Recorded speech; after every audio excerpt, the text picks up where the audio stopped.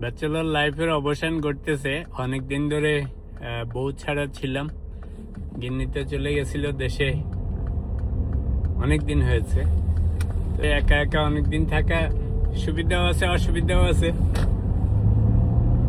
সুবিধা হচ্ছে স্বাধীনতা আছে, আবার অসুবিধার মধ্যে হচ্ছে একা একা থাকার একটা অত সহজও না। এতদিনের সঙ্গী ভালো খারাপ যাই হোক, কিন্তু সবসময় তো সঙ্গীর সাথেই থাকতে হয়, তাই না? তো ভালো দিক হচ্ছে যে এখন সেই লম্বা সময়ের অবসান ঘটতেছে। এখন আল্লাহ রহমত ভালো ভালো ঘরের মেয়ে ঘরে ফেরত আসতে পারলেই হলো।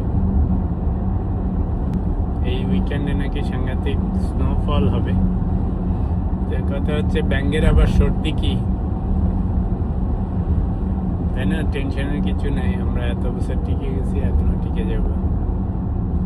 তো কালকে গিন্নিকে আনতে যেতে হবে মন্ট্রিয়ল থেকে। যাই হোক, ঈদের দিন আসতেছে, আশা করি সব ভালো ভালো যাবে, সুন্দর করে লম্বা পথ পাড়ি দিয়ে আসবে।